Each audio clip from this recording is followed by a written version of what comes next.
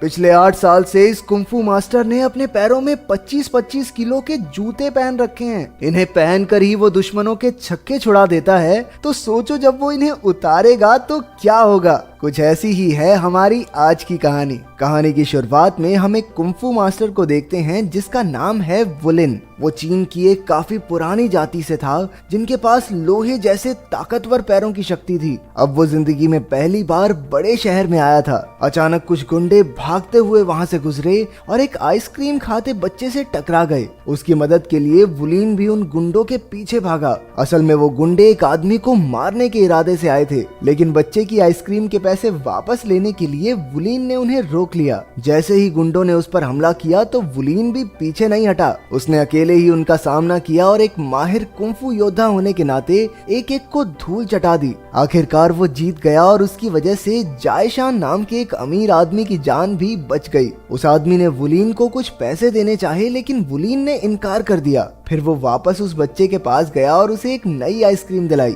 अचानक उसे चारों ओर से कई गाड़ियों ने घेर लिया। फिर उनका सरदार जियांग ली बाहर निकला और उसने वुलिन को गले लगा लिया। वो भी एक कुंफू योद्धा था जो बॉडीगार्ड्स की कंपनी चलाता है। वुलिन और जियांग ली बचपन में एक ही गुरु से कुंफू सीखा करते थे। दोनों एक साथ ही बड़े हुए और फिर जियांग ली शहर में आकर रहने लगा। अब तो वो अमीरी के चकाचौंध में अपने गुरु की सिखाई बातें भूल चुका था। फिर पता चलता है कि जियांग ली ने खुद से गांव नहीं छोड़ा था, बल्कि एक दिन उससे ट्रेनिंग में गलती हो गई थी जिसकी वजह से गुरु ने उसे निकाल दिया था। अब वुलिन ने उसे गुरु की अस्थियां दिखाकर कहा कि गुरु की मौत हो गई है। ये सुनकर जियांग ली फूट फूट कर रोने लगा। अगले दिन वो दोनों जियांग ली की कंपनी में गए। फिर जांच के वक्त वुलिन को अपने जूते उतारने को कहा गया क्योंकि वो लोहे के बने थे, लेकिन जियांग ली इन जूतों की कहानी जानता था, इसलिए उसने वुलिन को अंदर आने दिया। वहाँ जायशान जियांग ली के पास अपनी बेटी के लिए एक बॉडीगार्ड लेने आया था। जियांग ली ने उसे अपने आदमियों की ताकत का नमूना दिखाया,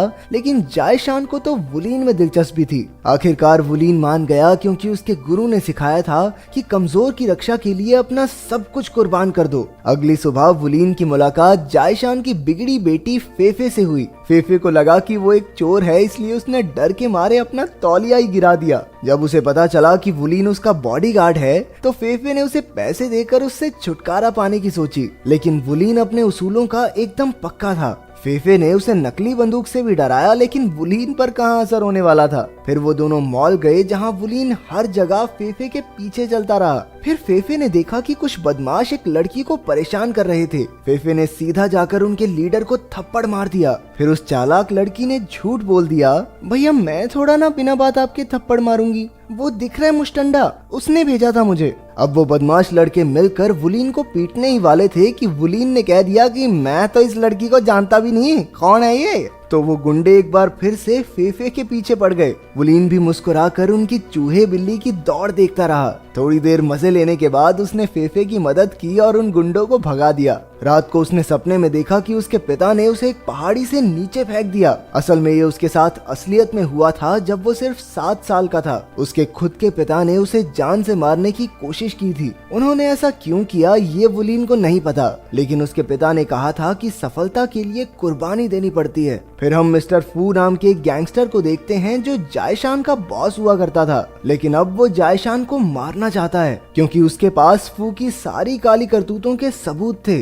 तभी एक ज्योतिषी ने बताया कि फू की मौत जल्द ही होने वाली है। ये सुनते ही फू ने गुस्से में उसे गोली मार दी। अगर ये पहले अपना भविष्य देख लेता तो ऐसी बकवास ना करता ना गैंगस्टर के आगे। अगले दिन वुलिन और फेफे एक रेस्टोरेंट में गए। फेफे खाना खा रही थी और वुलिन उसके पास खड़ा सब पर नजर रख रहा था। अचानक उसने एक वेट्रेस को पकड़ लिया क्योंकि वुलिन के मुताबिक वो फेफे को मारने वाली थी। फेफे गुस्सा होकर बाथरूम चली गई, लेकिन वुलिन उसे जबरदस्ती बाहर ले आया। घर लौटते हुए उन दोनों में फिर से झगड़ा हो गया। तभी कुछ आदमियों को लगा कि वुलिन उस लड़की को बिना बात के परेशान कर रहा है, तो वो फेफे को बचाने आ पहुंचे। मौके का फायदा उठाकर फेफे भाग निकली, लेकिन उसे उसी वेट्रेस ने किडनैप कर लिया। वुलीन का शक एकदम सही था। उसने तुरंत गाड़ी का पीछा किया और एक ब्रिज से कूदकर गाड़ी के ऊपर पहुंच गया, लेकिन वो वहां बैलेंस नहीं बना पाया और नीचे गिर पड़ा। दूसरी बार तो वो सामने से ही गाड़ी पर कूद गया। उसने उन नकाबपोश गुंडों का बहादुरी से सामना किया और फेफे को बचाकर सही सलामत घर ले आया। घर पहुंचकर फेफे ने पूछा,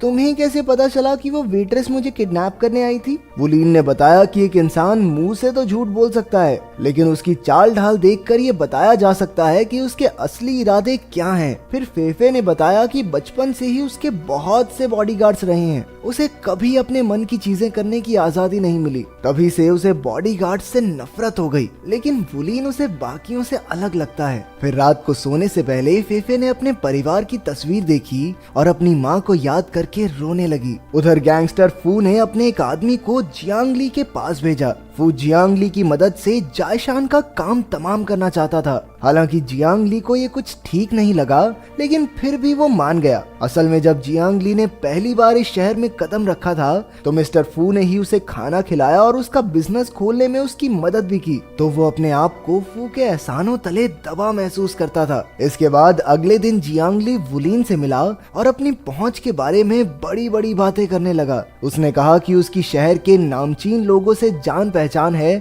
और वो जो चाहे वो करवा सकता है। फिर उसने वुलीन से कहा कि उसे जायशान की बेटी फेफे की रक्षा करना बंद करना होगा, लेकिन वुलीन ने ऐसा करने से साफ इनकार कर दिया। जिंदगी में पहली बार ये दोनों भाई एक दूसरे के आमने सामने थे। जियांगली ने कहा कि वो अब भी वुलीन से गुस्सा है क्योंकि गुरु ने जियांगली को नहीं बल्कि वुलीन को वो खास जूते दिए। गुरु को हमेशा लगता था कि वुलीन ही सच्चा कुंफू योद्धा है, लेकिन अब जियांगली बराबरी का मुकाबला करना चाहता था। आखिर फैसला हो ही जाए कि उन दोनों में से कौन ज्यादा बेहतर है। तभी उन दोनों में जबरदस्त मुक्केबाजी शुरू हो गई, लेकिन कोई किसी पर भारी नहीं पड़ा क्योंकि वो दोनों ही बराबर के खिलाड़ी थे। लेकिन जियांगली हमेशा से एक खास टेक्निक में माहिर था। उसके एक ही मुक्के से वुलीन सीधा दीवार से जा टकराया और नीचे गिर पड़ा। आखिरकार जियांगली ने कहा कि अब वो दोनों भाई नहीं हैं और वहां से चला गया। वुलीन जानता था कि फेफे की जान को खतरा है, इसलिए वो उसे खुफिया घर में ले आया। उन दोनों ने कई दिन एक साथ कुंफू की प्रैक्टिस की।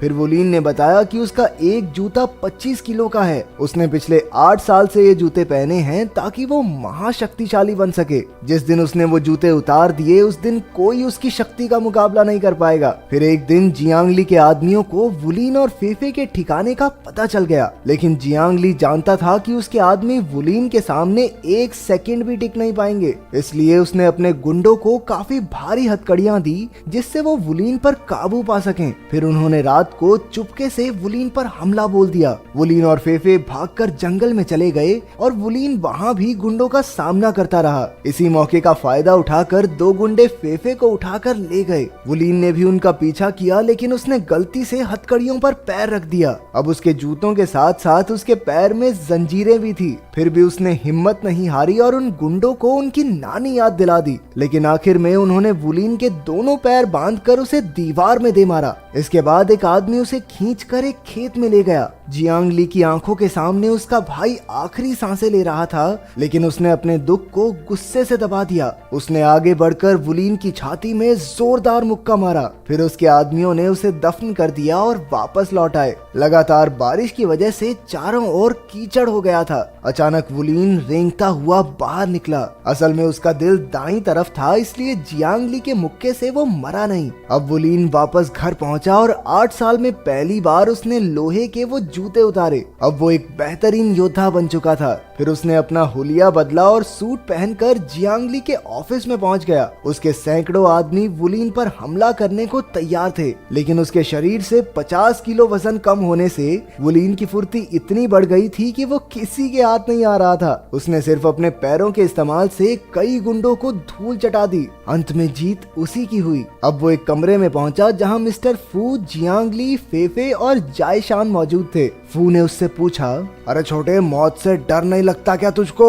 इस पर वुलीन ने जवाब दिया कि सफलता के लिए कुर्बानी तो देनी पड़ती है। ये सुनते ही फू के पैरों तले जमीन खिसक गई, क्योंकि उसने अपने बेटे को मारने से पहले यही कहा था। कई साल पहले फू और जायशान एक साथ काम करते थे, लेकिन एक बार फू ने धोखे से जायशान को पुलिस के हवाले कर दिया, जिसकी वजह से उसकी पत्नी की भी मौत हो गई थी। तब से लेकर आज तक जायशान फू से बदला लेने की फिराक में था। फू अपने बेटे वुलीन से बेहद प्यार करता था, लेकिन एक दिन उसने देखा कि वुलीन ने एक जंगली जानवर को सिर्फ उसकी आंखों से घूरकर भगा दिया। फिर फू को एक ज्योतिष ने बताया कि उसका बेटा ही उसकी मौत का कारण बनेगा, और इसी वजह से उसने अपने ही बेटे को मारने की कोशिश की थी। हालांकि वो तो सिर्फ अभी एक बच्चा था, लेकिन आज वुलीन को अपने सामने जिंदा देखकर फू हंसने लगा, क्योंकि ज्योतिष की बात तो सच निकली। फिर उसने वुलीन पर गोली चला दी, लेकिन जियांग ली बीच में आ गया। वो फू के हाथों की कठपुतली बनकर थक चुका था। फिर उसने कहा कि वो अकेला वुलीन का सामना करके उसकी नई शक्ति को परखना चाहता है। उन दोनों में जबरदस्त लड़ाई शुरू हो गई, लेकिन इस बार जियांग ली अपने अनोखे दस्ताने पहन कर आया था।